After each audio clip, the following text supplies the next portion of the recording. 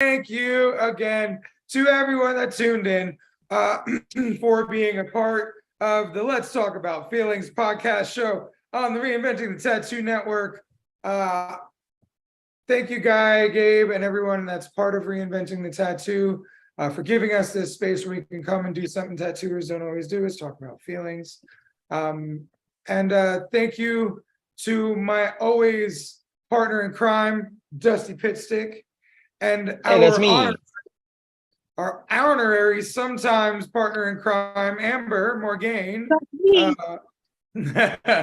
So we didn't do the text about topic before today. We didn't. All right. Do you have a topic you'd like to dive into?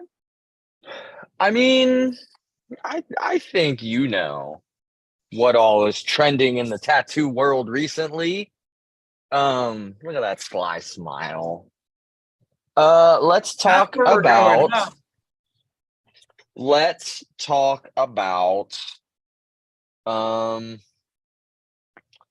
don't know. Do you have any specific thing from there that's been on your mind, or I was just gonna say let's talk about, I'm trying to think of how to word it. Finding your people in tattooing. Okay, all right. I was gonna go a different direction. I was gonna say when people you've looked up to, respected, and paid lots of money to let you down. Let's do it. Let's talk about that. I feel like I think it's an offshoot of finding your people in tattooing for sure. So and I will say, oh, go ahead. Yeah. No. Go. Oh, no, please, after you. Good sir. My liege. We've danced around talking about this one person specifically a lot. Yeah. Yeah. Out of respect and out of not being the ones to want to blow things up. This is someone that you work for. This is someone that I worked with. Yeah. So since you brought up the thing that's going on right now, and if you're not a part of the tattoo business mastery community, you might not understand what we're talking about. I think it's going well beyond that at this point. I think a lot more people are. I mean, granted, I also live in the same city as this person, but the amount of people that don't even work at tattoo shops that are reaching out, all of that sort of stuff. I think it's becoming more well known. Okay, so this is a topic that's pretty near and dear to my heart because it fucking revolves around coaching in the tattoo industry, business coaching in the tattoo industry specifically, life coaching, mentoring in the tattoo space. And this dude, Matt Clemmer, I took his class, Tattoo Business Mastery. I believed in it a lot. If it wasn't for Matt, I wouldn't have met Dusty. If it wasn't for Matt, I wouldn't have met a lot of people. Me and Matt cried together. We fucking talked a lot. We hugged, we loved, we fucking talked about how to grow our businesses. We had very, very, very great times together. But as time goes on, sometimes relationships change. And I felt as soon as I started doing my coaching stuff, he was less supportive and kind of hateful behind my back, which then people started confirming for me. And the way I handled that was I didn't speak to him anymore. I don't always find it necessary to go to someone and be like, hey, I heard you did this. But I feel like with my absence, that spoke enough because I am not an absent person, especially if I choose you in my life. Like there was times where I was like, yo, I'm gonna come and do a guest spot. And then I wouldn't hear nothing from Matt. So I'd go to his right-hand man and be like, what about this guest spot? And I'd plan the guest spot. So like when I choose to be around you, I choose to be around you. So if I don't speak to you anymore, if you haven't heard from me in a few months and you're used to hearing from me a lot, then you know that there's something going on and you should probably reach out, which he didn't until recently. And I felt like the whole message that he wrote me was pretty gaslighty. And he highlighted all the good times, but never once the time that like, hey man, I'm sorry, you probably may have heard the way I feel about you or the way I speak about you. And that might have scared you away from me. I'm here to let you know I love you and I'm sorry. That didn't happen. It was more of we loved, we cried, all the things that I just highlighted, which is very true.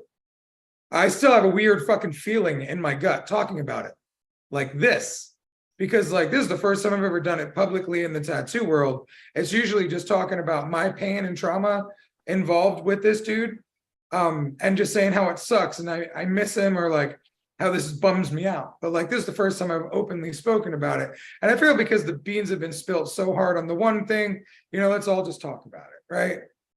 Because like I do have this weird Stockholm syndrome, right? Where you fall in love with your captor. Yeah. I have this thing where like I just love him and I feel bad that I'm even having this conversation. And like I don't want it to look like I am going like, fuck this guy. It's just more like, man, I feel like I got let down and this stinks. And that's why I wanted to share my part of it, because I thought I had found my people when I found him. I was at a deep low of belief in myself when I met him. And I was just opened this shop and I didn't realize how powerful our movement had, like already was with the rad movement. I didn't notice how powerful I was as a human. I didn't know that I'm actually a successful business person, even if I have a bad week, month, day, or year. Like my success can't be stripped from me. But I was in a low point where I thought it was. I didn't realize I had any of this. I didn't realize who the fuck I was. So like when I met him, he just helped me find a belief in myself that I didn't really have prior, or I didn't have at the moment that I met him, because I had had it prior. Because I think we all ebb and flow in and out of belief with ourselves. So when I met him, I thought I found my fucking people. And I was like, man, he talks like a preacher. That's cool. Because like everybody thinks I'm weird because I'm always like barking motivation and shit. You know what I'm saying? So like maybe I found a dude that's just like me, that's weird as fuck, that speaks a different language that not everybody knows, but everybody kind of wants to or needs to hear. And so me and Dusty have had extensive talks about this in long length about I don't want to let people down the way that I've been let down. And he's talked a number of times, he's like, yo, you're not that guy. You know, you're not the one that's letting people down, but I have, and I will. And that's just life, right? And then that's another part of it. You're going to let people down. So are you the people that you have been let down by, or are you just somebody that isn't perfect? You know, and I feel like that comes down to how you handle it. Do you continually manipulate situations to work out in your favor? Just take your fucking beatings and move on. So this kind of just rolls into finding your people, right? A lot of people find me and I'm their people. And then they're my people. And that's like a thing, right? We all are each other's people. We found each other through the law of attraction, right? It's just real. You know, who you need, who is like you, like attracts like, it's all that. It's just, that's what it is. So we all find each other. We're able to have these in-depth conversations at long length that are fun and healing.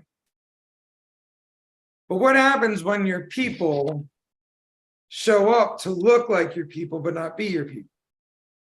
I go through this with a lot of young, pretty tattoo girls. And I'm like, look, you here, check this out. I'm not trying to be creepy. I'm trying to let you know you're young and you're attractive. So people are going to be creepy. Like, so protect yourself. Make sure if a dude is coming around and he wants to teach you all this tat stuff, he ain't asking for something else in return. You know, make sure clients understand this is a financial transaction. We're not on a date. You know, things like that. So know your fucking, know, like, how do you know who your people is if they wear your people's clothing and they speak your people's language, but turn out to not be your people? So like, I want you guys to kind of jump on that, because I was obviously very excited to open up about that. Because like I said, I don't want to harm the guy, but like when you get let down by somebody, man, like he brought me a lot of good, like a lot of the relationships he helped me build by introducing me to my people. He helped remind me of things I needed to be reminded of, like I'm fucking rad, you know. He helped me remind me that I needed to know my worth. Is he a scam? I don't know. Did I get scammed? I found worth in the process and the procedure. You know, did I get hurt? Yeah. That's my emotions. That's my ego. So when finding your people, are you willing to get hurt to learn your lessons too? So yeah, man, you know how I feel. I think that, even a broken clock is right twice a day. I'm also a firm believer that I'm trying to be a cat that takes the high road.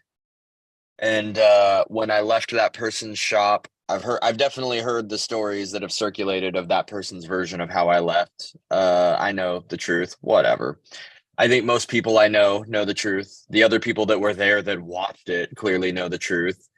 But it really boiled down to I saw things I didn't like from somebody that I didn't really necessarily gel with in the past, but I didn't have a reason to hate. And I saw things keep moving in different directions, and I heard the complaints of a lot of people, and I took it to heart and I spoke up.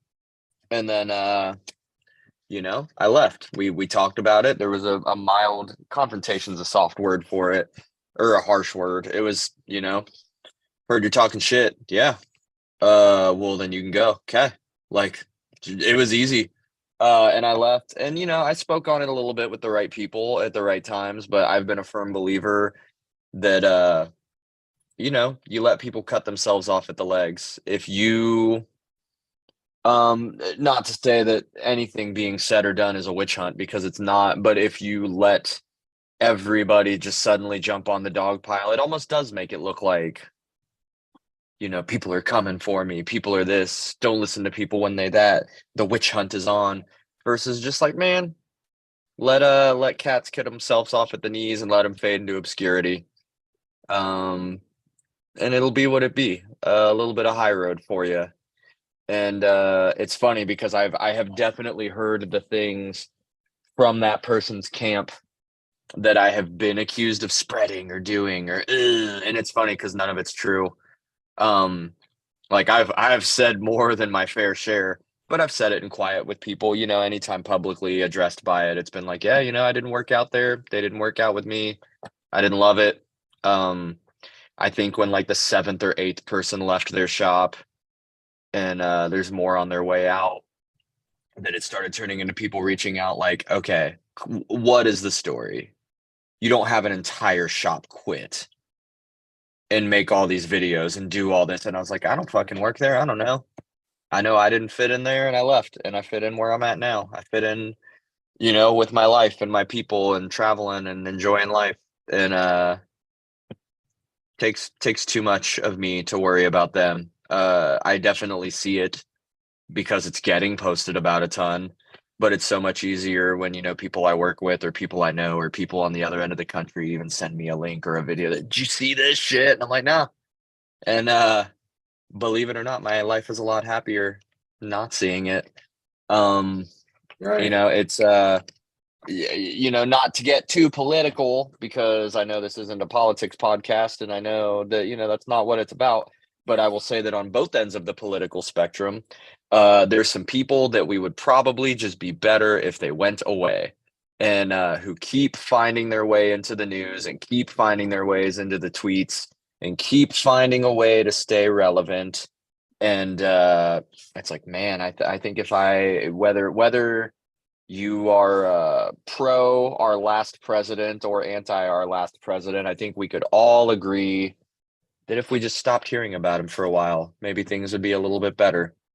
And I think that oftentimes with people of that level of disconnect from reality and narcissism and et cetera, et cetera, et cetera, maybe just let them go for a while. Stop feeding them what they want.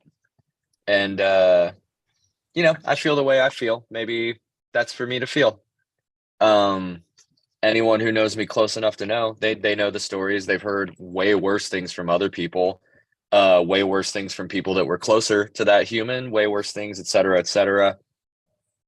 And, I'm not a perfect person. I actually had a conversation out in Boise, Idaho recently at the 208 convention with multiple people, but with one of them, somebody who worked very closely to him for a long time and was kind of considered his partner and left on their terms, and that's their story to tell. But I mean, I told the kind of the story, and I made sure to include little things about like, man, I'm not perfect. I'm sure I did my part of wrongdoing. I never claimed to be great. I claimed to try and think about the group and to try and do the right thing more often than not and try and be a decent person. But I'm not perfect. And it was funny on my way out of that shop, there was even a brief conversation on the exit conversation of I'm not a perfect person either. And that person said, well, none of us are. And I was like, okay, well, name something that you've done wrong. And like, what are your imperfections? And they did not have an answer for that because that person thinks they are very perfect. And the moral of all of that is to say that, like I'm not guilty of no wrongdoing. I'm a human. So I just keep working on better me and let them themselves at the knees, despite the fact that they think I'm in a vast conspiracy to ruin their life or whatever fucking horseshit. But the cool thing is, like you said, it did lead me to meeting some cool people. I don't think you and I would have the friendship we did without, that collective. A lot of the people, and the whole reason I worked at that shop for as long as I did, I never really got along with the owner, but they were never present. There was one point where they were gone for like 3 months. Couldn't reach them, nothing. Just like 3 whole ass months. Uh, they had a shop meeting when they came back to basically be like, I heard everyone's mad because I'll reach out to people to take my seminar, but not my own employees. But that's my assistant reaching out to them, not me. And it's like, that's not the flex that you think it is to say, hey, I don't even reach out to my seminar people, let alone my friggin' employees that are keeping my bills paid. Um, and I didn't like it. So I spoke up and then I left, and it is what it is. But through that group, nonetheless, I did meet the employees of that shop, many of whom I'm still great friends with, and I've got killer friendships with, and have traveled to do conventions with, and text and send memes and stuff. And it seems like if any of them are still there, they're on their way out the door anyhow. So friendships, cool people I get to see in cool places, people like Robbie, who I get to have fun times with. It definitely helped me develop a little bit of a better relationship with Josh Carlton and his wife Nikki, and that was a really cool thing where I got to go do Evergreen and 208 and these conventions on that side. Met a bunch of great friends out there that I've got now that want to come here and want me to fly there, and flew out to Portland to hang out with Medusa and all them and drive down to 208 together. So like I said, a broken clock's right, at least twice a day. I got to meet great people through it. And I've got to watch the timely manner of them being like, why did you leave that shop? And me be like, you got to watch that in Florida because we did Villain Arts Tampa like right after I left. And me basically be like, yeah, it wasn't a good fit.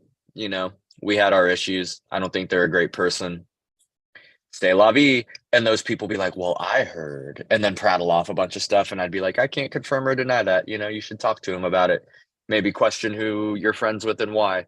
And then over the course of the last year, watching them go from like, well, I heard, to like, oh man, fuck that guy. Like they just like are like, so like I said, they let it unfold naturally and they let that guy kind of cut himself off at the knees, and it is what it is. And I try not to think about them. Facebook kind of has been shoving it in my face lately, but let them live their lives and fade into obscurity or do whatever the hell it is they want to do. But it has led to meeting the people that are my people, and I know who to keep at arm's length, and I know who to fuck with, and I know some people who were my people until they weren't, and some people who were never my people and suddenly kind of seem like maybe they are a little bit, and people who are only the people of whoever they're emulating at this particular moment in time. My shopmates refer to that term as skinwalkers. I'd never heard that term. I don't know if you have, but people who, when you're at this shop doing this, you're a fucking rock and roll badass, and then when you're at the next shop, all of a sudden you're a boho fucking witchy person, and then you're at the next shop and you're like a country strong fucking Abercrombie model. Like you emulate whoever you're with. I know people who were my people and then weren't and then were. Like, it all ebbs and flows, but I do think that we work in a cool industry that, especially if you travel and you guest spot and you network, really allows you to meet people that I was talking yesterday with some coworkers about viewing the US as like the territories, like back in the old fucking vaudeville days. And like, I did a Rubber City convention this weekend in Akron, and Tony Urbanic throws it. Super awesome dude. They had a live yacht rock cover band play. It was specifically catered to me and me alone. The entire rest of the convention was kind of like, oh, okay. I'm over here like, baby, come back, like just jamming the fuck out, singing at the top of my lungs. And the band was clutch. Like, everyone even had to admit, like, yeah, that was a weird choice for a TAT convention, but they were good, and like, I was living my best life. But that is to say, everybody in the Midwest, man, all these people that were at the convention were very, and this is not to diss on the type of people it was, but they were very focused on like one style of tattooing, very, yo, we taking home hardware, we picking up trophies, fam. It's very like a certain culture that was very goal focused on like producing the best of this kind of art and winning awards for it and wanting to do this kind of collaboration with this kind of person and like this type of vernacular and this type of dress. And I was just out at 208 and I hung out with a shop from Portland and Medusa and then another shop from Cali. And man, everything there was so about, why is everybody's favorite artist from Europe right now? What can we do to bring that to the States? What can we do to create other kinds of media? It was just nothing. It sounded like a bunch of art professors just discussing things over tea. It was such a completely different dynamic. And then I go down to the South and I hang out with you, and it's all about fucking feelings and emotions and being good people and wanting to create fun and wanting to create just like positivity. It's such like a PMA thing when I'm down there. And it's just so, I don't know, everything felt like its own little territory with its own little thing. And I really like that. It's cool to have variety, but I definitely, you find your people everywhere, and sometimes it suits different needs. Like, I need to go be somewhere that's just positivity and bubbliness right now. Right now, I want to go somewhere where everybody is just, this way or that way. And I think it's a super cool thing. I also think that Robbie vanished. Yeah. Yeah, he was sitting very still, and then he was gone. I realized he froze. But I meant what I said. Go around and travel and find your people. It's a cool thing. And we'll see if Robert tries to rejoin the chat. Yeah. I bet he will. Yeah, as far as finding your people, I'm a firm believer of believe someone when they show you who they are the first time. Gut has a lot to do with a lot, for sure.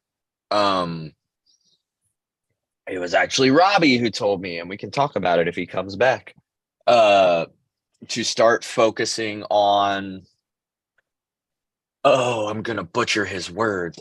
Admit, Robbie has entered Robbie's in the waiting room. Robbie has joined. Is Robbie there? Robbie. Here. Yeah. Yes. Trick. Yes. I just got on my phone instead. I was saying something, and for a minute I was like finishing my thought, but I was like, man, he's kind of staring off into the distance. I think he might have frozen. Yeah. So you were like, and then I go to the South and I hang with you. Yeah. You just want to hear about you. I was saying that the South, when I hang out with you and go down there, is always like positivity and emotions and, not that there's not weight to things that we talk about and things that we do, but it is very light and positive and trying to focus on good things. And if I had to say, kind of the heart of traveling is going there, because it is very like, let's talk about the feelings, let's talk about how it makes you feel, let's talk about being positive, let's talk about being generous and spreading light and spreading love. And it is a place that I need to be here and there so I can experience that and share that with you guys, because it's an awesome thing. And the people that I've met down there, that now I'm able to hit up multiple clients and have built up a little clientele and like, hey, do you want to get tattooed? And they're all people that when they come through, like there is something so optimistic and upbeat about traveling down your way. Everybody is just in a good place typically. And even if they're not, it's very, but it's all good. And we're all just trying to be chill. And I like it. And I was just going to say, when finding your people, Amber had made a comment about, you know, when they show you who you are, believe it, versus trying to justify, oh, this, that, you know, if they show it to you, just believe it and trust your gut. And I was just going to talk about your whole thing about people being a hell yeah. And if they're not, they could be a solid 7 out of 10, but if they're not like a instant gut reaction, hell yes, you know, they can be good people still, but maybe they're not your people like that. Yeah. And I think, you know, so that's one of the things that the shop, that is one of our, it's our decider. If it's not a fuck yeah, let's talk about it. Because we really only want to do fuck yes, you know? Yeah. Fuck yeah. You know what I'm saying? So like, that, and you know, everybody in my family and my circle knows it now. So like, if Jaden's trying to make a decision, or if Donna or me, you know, we all just kind of be like, well, is it a fuck yeah? You know, like Jaden with picking shows that he does, you know, it's like, all right, well, if it's not a fuck yeah, is at least worth going and getting some video footage and some, you know, some photos, you know, like what level of yes is it, you know? Because if it's not a fuck yeah, we can still do it, but like, don't expect it to not suck some, you know, like, so I always look at it like, if you're going to go ahead and be with some folks that might be like kind of yes, like, don't give them fuck yeah energy, you know, like, don't run around calling kind of yeah as your new best friend. Like, that's probably not going to work forever. You know, it's that deep down feeling of knowing like, you know, this is it. And like, even when we're talking about, you know, people that I've been mentored by, that I really wanted it to work and it didn't. Sometimes there's a level, actually every time it's a level of, is this person the right person for me? Well, yes, they're the right person for right now. And that is big, because yeah, I've had some fuck yeahs that turned out to be hell nahs. Yeah. And I've had some, you were like, fuck maybes. Like, you're like, yeah, you don't give them all the attention. You don't give them all the energy, that down the line in a clutch, you know, or in a pinch turned out to be super double ultimate, you know, fuck yeah. Like, things adapt and things change, and that's part of finding your people, is that maybe they're not always your people. Maybe you need them for the time, maybe your paths were meant to cross. Maybe you have a boss that you never particularly like, but you tolerate until the point that you can no longer tolerate them, but you met a bunch of super gnarly people through them and it allowed things to get better. Maybe you have a killer boss that you absolutely adore, and you know, when the chopping block comes, it just doesn't work out.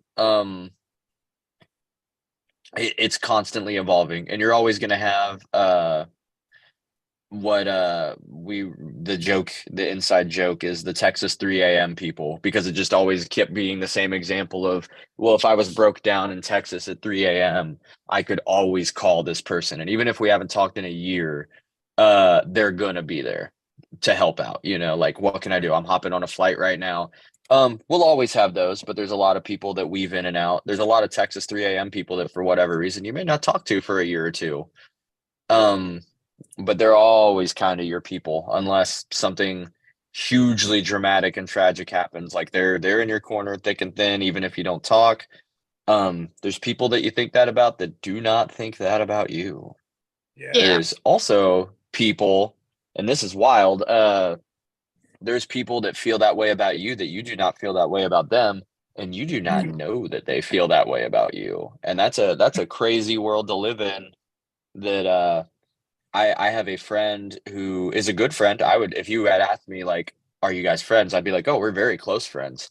But I did not realize that I was the level of closeness to him that when he told me he was getting married, he invited me to the state he lives in now for his wedding.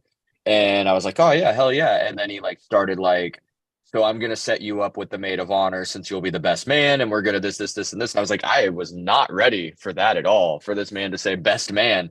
And it's not that I don't fuck with him. Like I said, he's a very close friend, but I thought I was like maybe like fucking 26 on his MySpace top 8. And he caught me off guard with that. So sometimes it's just one of those things where we can't see past our own nose enough to know that people feel that way about us, which is a whole crazy other thing. But let me add to that. Yeah. Or we do know and we don't know how to receive it, and we don't know what to do with it. Because Woody, like in The Matrix, when he's like, he told me that I was going to save the world. What do you say to that? You know, like, like, so like, oh, I'm your world. I'm your best friend. I'm Texas 3 a.m. for you. Like, fuck, dog. You were like, you know, top 24, you know, like for me, you know what I'm saying? Like, so it's weird when you're like, man, I appreciate that you feel so highly of me. Please don't think less highly of me for not thinking as highly of you. Yeah. You know, like, and that's a rough one. Cause then I almost feel like that's the pretty girl at the party that knows she's pretty. Like, you don't want to run around saying no to everybody just because you're too pretty, you know, like, so like, then you kind of run into, am I a jerk off? Or like, is this person just not my quality of person? Like, or do I not see their value? Like, what is this? Like, that's a hard place to be. Yeah. And not, it is a weird universal truth to think about. But it's true, and I think we all know it at our cores, that like there's a big online debate right now, or I don't know if debate's the word, because of the Barbie movie coming out about Margot Robbie. That some guy tweeted like, she's mid. You could find a Margot Robbie in every blockbuster in the 90s. And I don't agree with that guy because A, she's very attractive. B, from every interview I've seen and her acting ability in movies, like clearly she has a personality and is a fun person. And in my personal belief system, that adds just as much to attractiveness as actual physical looks. But that being said, while I can look at her and be like, oh, she's very attractive, she is not, I don't have a type. It's so across the board, it's weird. I think it is more personality based, but she is not my type. Right. But I can still see and respect that. And I think it's that way with people too, that you can have a friend that they are like your ride or die. You're like, this is my favorite person. I am obsessed with them. I adore every minute I get to spend with them. And in return, they can think of you like, oh yeah, they're cool. You know, and it's not, like you said, it doesn't make you a jerk off. It doesn't make you a bad person. Maybe they're not your type. You can still respect, oh, that they're very classically beautiful and that they have this and this, or in that version of it, oh, they're very cool, they're very fun. It can still be not your speed. There's a ton of people I know that I would think of them to the extent of like, yes, they are great. If we were all out to dinner, I would absolutely chat with them. I have no issues with them. They're very cool. But if you broke it down at the end of the day to like, maybe not similar music taste, maybe not, you know, similar views on certain things or similar, you know, it is very hard for me in life to have friends that say shit that has like a kind of a hood vernacular to it when they are not hood themselves. They, oh shit, on God, fam, you know, like that shit. Like if I'm out and about and we're all in a group, I can do it, but like sitting one-on-one with someone that speaks so differently than me is very like, sometimes it's hard. Or like that client that you get that it's like we're trying to talk about something together and you can just not find the common ground. And sometimes it clicks at the end and you do. Sometimes you just are kind of quiet and just kind of, oh, hey, you doing good for 2 or 3 hours of tattooing. And then at the end, they're like, well, thanks, pal. And they shake your hand and they go on their way. And that's okay. They weren't your fit. They weren't your style. you still made it work. But I think everybody has some friends like that are very, just doesn't quite click. They're not quite your version of attractive, and they can still kind of be your people because they're good people and they don't do bad things and you like them. But they're not that person. And that was a very rambly way of saying, like, you've probably got at least one friend that you would literally drive to the fucking moon for. That is probably like, yeah, they cool. And it's an awkward thing to navigate. There's probably at least one person that you don't realize would do the same for you. That you're like, oh, they're cool. They're gonna be there. That's neat. I'll say hi. Or like, they're doing a party at their house. Like, I don't know them that well. That's cool. I'll send them a fucking edible arrangement maybe or something. and meanwhile, they think you are just the like, dude, clients that I have not tattooed in a year. I tattooed a lady today. I've not tattooed her in well over a year.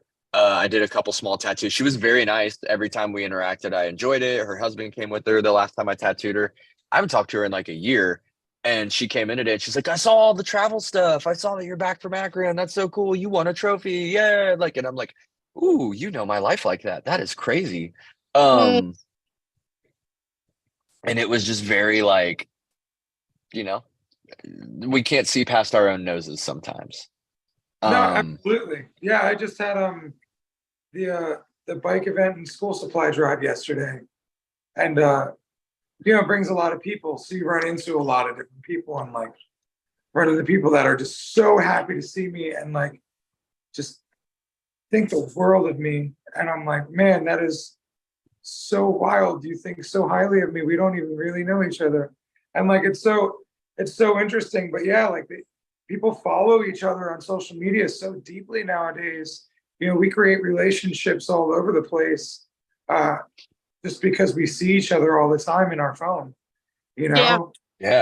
I've had that exact conversation with coworkers recently about like, how do I build those kind of relationships with people that they want to come to this convention hours away to get tattooed by me?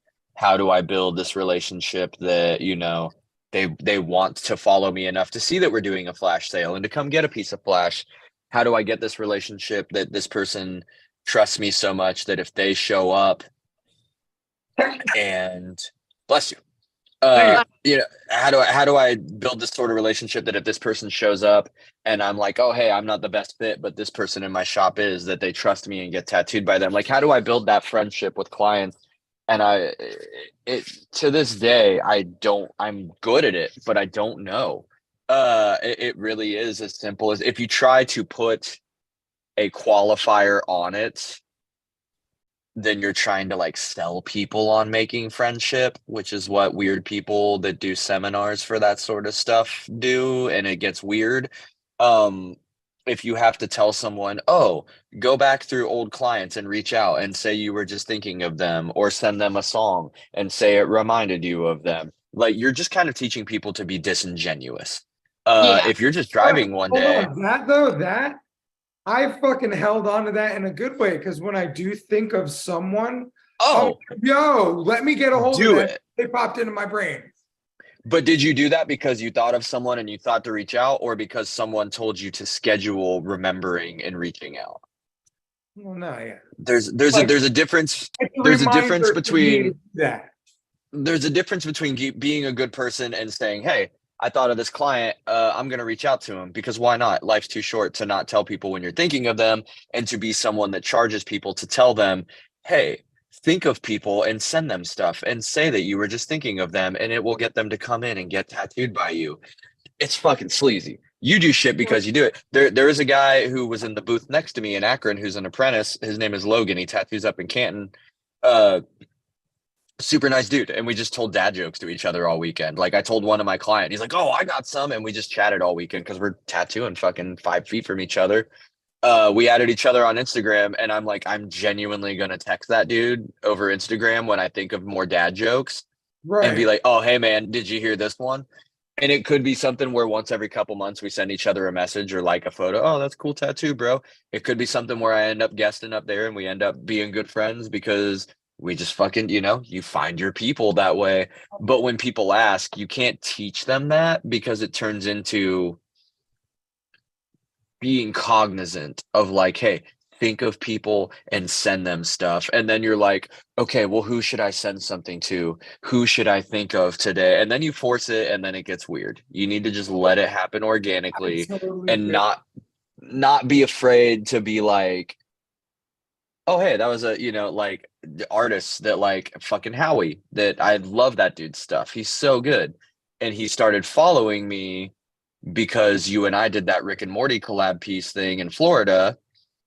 And he, we tagged each other and he liked it. So then he followed me. So every once in a while, when I see him post something, I'll be like, hey, this specifically is fucking Caleb, your dude, Caleb Neff. He just posted a back piece yesterday that I was like, I got to comment on that shit because it was fucking clean. Yeah, and he and I don't like know each other super close or whatever. I used to tool around with his brother a little bit doing band shit because his brother plays bass. But we're not like super homies or anything. But like when he won the Best of Dayton and I got the third place thing, we were both in Florida at a convention. I went and found him to be like, "What up, man?" and shake his hand. Because I just naturally thought of it. But like, don't be afraid to take those risks to tell people like, oh, hey, that was cool. And every once in a while they may even respond and, oh, I like your thing. And like, it just turns into friendship. But it's such a weird line to find of doing what feels comfortable while doing things out of just genuine desire to like, I want to be kind to this person. Oh, I want to send this person a message. Oh, I want to do this. And engaging versus being like, oh, they don't think of me. Oh, they don't know who I am. Why would I message them? It's like, fuck it. Even if they never see it, like, what are you out? That you said a kindness to someone. But yeah, but not forcing it, not being like, oh man, I really need to get tattoos. I haven't tattooed this person in a year. Let me send them a message to say that a song came on and made me think of that. Like, it's such a sketchy, disingenuous way to do things. And it's not your people. It's literally a business transaction at that point that you're like, oh, let me go find someone to say I was thinking about them so I can get someone in my chair so I can get some money because times are slow, because my shop is falling apart, because I don't know how to run a business, because I'm a scumbag. But yeah, Okay, so I love that last part. I don't know how to run a business because I'm a scumbag. Which so even good people can make mistakes on how to run business. Oh, absolutely. Do not look to me for any answers on how to do anything. I am making it up as I go. That was not me fucking high grounding anyone. But I mean, you can luck into running a business well for so long because your people run your business, that when you finally try to strong arm it and force shit and it falls apart, it's like, oh, I couldn't imagine. And I think you're a good example of this because you do have influence on your shop, but you also give people the room to promote themselves as well and to have personality and to do. Are you there? I think he froze again. I think so too. That, or he's just zenning out with his eyes closed. Yeah, he's totally frozen. Yeah, he totally froze. That's okay. I'll finish my thought anyhow. You can have a shop where you let your employees have a say in things and conduct business the way that they do and let things flow naturally and not micromanage, and it'll actually work better because if you trust someone enough to hire them and have them work for you, you probably should trust them enough to represent things. And if they're not representing the business well and they're doing shady practices and they're doing bad things, you probably should not have. Robbie Ripoll has joined. Robbie Rickroll. Gotcha. Hey, there he is. Did you hear the finish of my thought? We saw you freeze with your eyes closed and figured. No, as soon as you guys saw me freeze, that was it. The short version of what I had said was, if you trust someone enough to hire them, you probably should trust them enough to represent themselves as well as your business a little bit, versus trying to micromanage how they dress, what they charge, what they tattoo, how they act, how they present themselves online, et cetera, et cetera. It's like, man, if something's keeping your business afloat and you're fruitful, why, if it ain't broke, don't fix it. And if it's working exceptionally well, why fix it? Mhm. Um, So, and you that's know, the fun part, because when I had joined, I was doing really good in my business. And I was really concerned I wasn't. Like I said, it was a belief thing for me for a while. And so when I jumped in that course, I started doing all that stuff, and it really fucked things up. Because I thought I was doing something wrong, right? Mhm. And come to find out, actually, the way I've been doing things is actually really smart. And there are minor tweaks and things that could change, but completely throwing away the way I did things and turning into somebody else and their systems and processes didn't work for me. But the cool thing is it helped me find myself as a business owner all over again. And in that weird way, I'm grateful for having gone down this road. Um, oh yeah. but yeah, no, totally. It was a lot of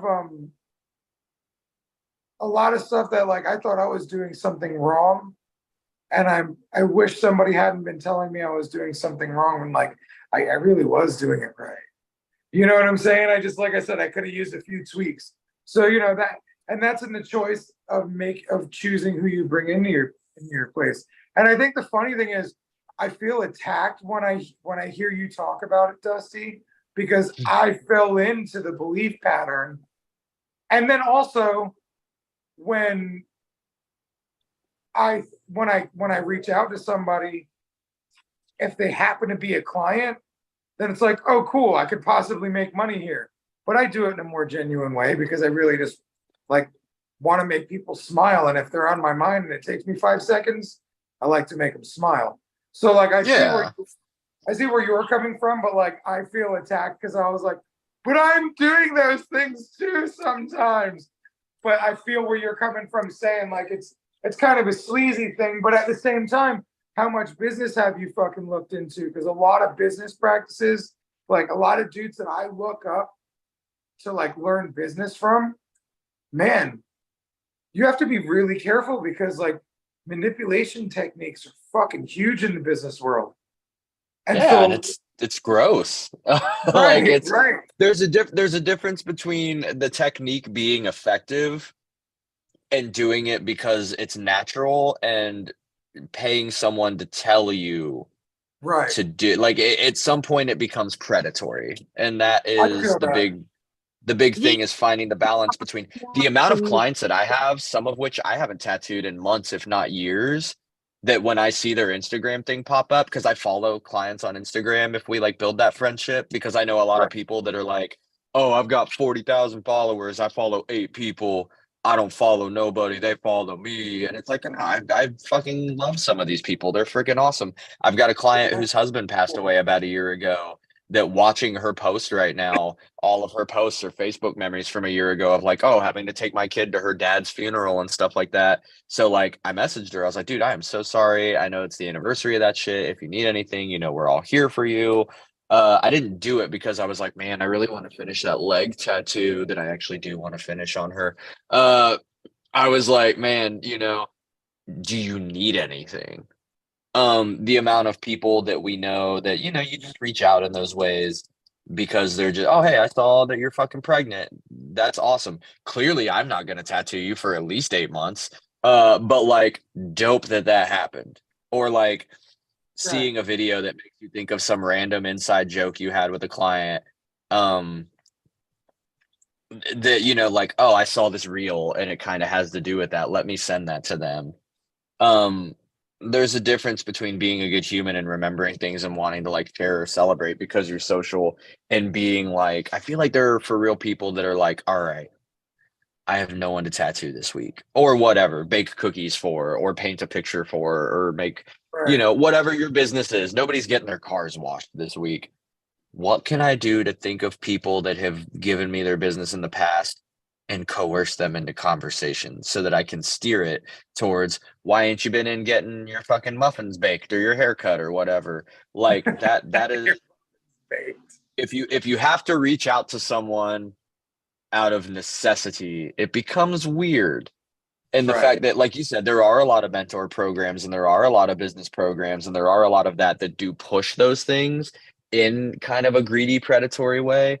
They're probably not good people either. They probably do great business. They probably have a fucking yacht and, really cool Instagram reel posts where they're doing neat things and neat outfits. But like, I don't know. If I ever, let's talk about finding your people. If I ever deal with somebody that I have a hard time imagining them being happy in the moment, I get real worried. That is one of my biggest gauges of hell yeah or hell nah. And you and I have had that conversation about a few people specifically that I'm like, can you imagine that person has had 10 minutes of real happiness in their life in the last decade where they were just in the moment laughing and having fun, and it wasn't for a photo or for a reel or for show or to get followers? That they just, imagine some of the worst people we know riding a roller coaster and just throwing their hands up and being like, wee. And if you can't imagine them living in that moment or wanting to do that fun thing, they probably suck. Imagine Villain Arts Tampa last year. Robbie had a drink or two and decided that at 1 a.m., because no restaurants were open, that the smart move was to DoorDash rallies and to just get food for everybody. And we sat out there with like Troy that runs the convention. We sat out there with random ass people we didn't know, and everybody just fucked up a bunch of mozzarella sticks and fries. And I have actually my contact picture on my phone for you is just you posing with like 8 orders of cheese sticks outdoors at like 10 a.m. or 10 fucking 1 in the morning. Imagine some of the people we know being on the street, getting offered a cheese stick by someone in a flamingo shirt and just being like, ugh, because they have no understanding of fun or the universe or just being down to earth. I know you fuck with Futurama, the episode where everybody gets the money and like Fry decides to do the 100 cups of coffee and all that stuff, where Zoidbergs ends up spending his on hot dogs, turkey dogs, and cooking them for the homeless. And all the rich, stuffy people come out of the art museum and they're like, "You're never too rich for a turkey dog," and they're eating them on the street and they're all getting along. Imagine people that are so unhappy with their lives and themselves that they couldn't just fucking eat a hot dog with some homies or ride a roller coaster or like skip. I saw a video the other day of like this older guy gets asked to skip and he's like trying and he's like, I don't remember how. I haven't been so long. And he like kind of hops, but he's laughing and having so much fun that like, if you don't fuck with it, those are your people. If you can't find people like that, then you're just doing shit for clout and for others and not enjoying your life at all. So one of the things that fucks with me about finding my people is when people come around and use terminology that they know is going to affect me, and then like they don't really try to live that stuff. So like if people come around and tell me about their, because they've seen my recent videos about me working out, and they start talking about how they work out. That's cool. That's great. I want to connect with you on that. But like, if you don't actually work out, don't talk to me about working out. Like, if you don't wakeboard, don't talk to me about wakeboarding. Like, if you hate dogs, like, it's going to be a weird conversation about my puppies. Like, so. It's funny. That is funny because, I was just going to say that's funny because I had a deep-seated worry for the first 2 or 3 months of our like good friendship that you were going to think I was saying the word rad so much because of you guys, or like rad, right? Rad movement. Rad dope. Like I am a product of being a teenager in the 90s. And that is just the word, like rad and lame and whack and like all of that, like Ninja Turtles-esque vocabulary is just me. And I was like, I hope he doesn't think I'm just saying rad so much because of the fucking rad shit. Right. And I never. Is an inanimate object. It's all duped. Yeah. Right. Exactly. Yeah. It's a vernacular that a lot of us share. I dig it. But no, I actually never thought that once. But there are people that like will and like purposely say the word rad, and I think that's funny and awesome, and like I like that. But no, I never thought that once with you. But like the problem is like, you know, you hang out with somebody and they start talking to you about meditating and this and this and that, and then you know they hang out with somebody. I guess the skinwalker, right? They hang out with somebody else and they're like stab, kill, kill, and it's like, but weren't you just talking to Robbie about meditating on the beach? That's weird. So you know, it's like it's very and balanced. You're allowed to have everything because I do want to kill and I also do want peace. I just refrain from killing because it's not really healthy. And actually, I don't really want to kill things as much anymore. I mean, how often do I come to you guys and I talk with you about being positive and trying to high road things and trying to want to do better for others and be more charitable and yada, yada, yada. And then, you know, immediately go into the other room with Donna and be like, man, fuck all these idiots. Stupid fucking, like, you know, we're all well-rounded hopefully we're all well-rounded human beings. I always joke about people who have like a monosyllabic like personality, like, oh, what are you into? Music. And that's their personality. Or tattoo people. Tattoo is not a personality. It is a personality trait. And if it turns out that you're into country music and traditional tattoos and wakeboarding, and I'm describing a really weird person, country and traditional and wakeboarding, and you really like Garfield and you really like, you know, fucking retro fashion. Now, all of a sudden you have 5 or 6 things that kind of cultivate again, I really made a weird personality, but it's a personality. But if you just pick one syllable, just art, right. My personality's art. Is it? What is your, some people don't listen to music, and that is to this day, what? Like, what kind of music do you like? Oh, I don't really listen to music. You have zero. You don't even have music as a personality. You have nothing. There's nothing you have to say to me. I am not your person. I wonder, like who hurt you that you don't listen to music? If somebody doesn't listen to music, I would think they're afraid to emote.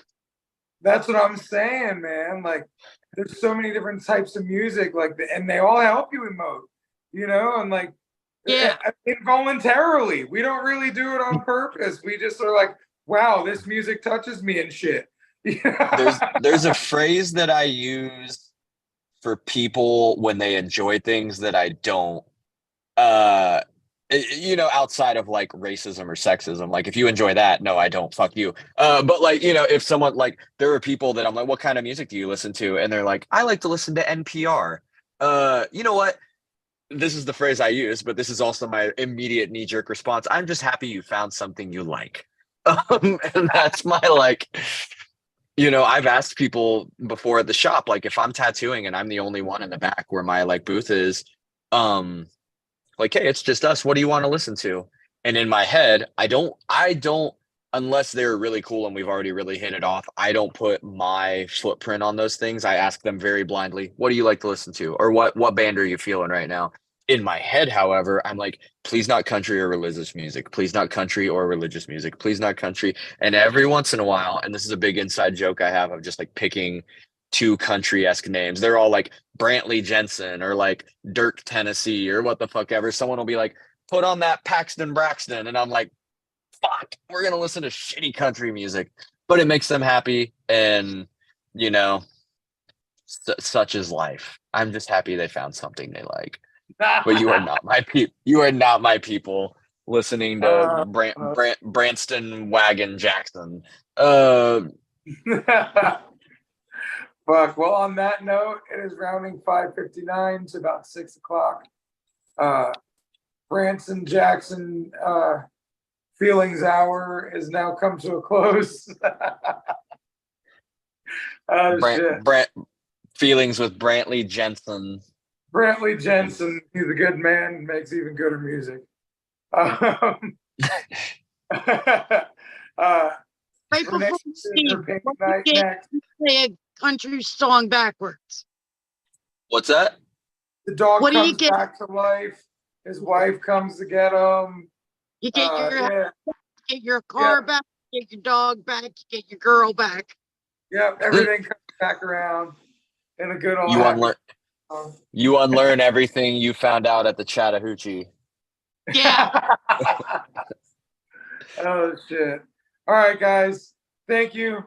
I love you. Have a wonderful night. And we'll talk feelings next month. Hey, I'll be there in person. That'll be awesome. Good week. All right. See you guys. Take care.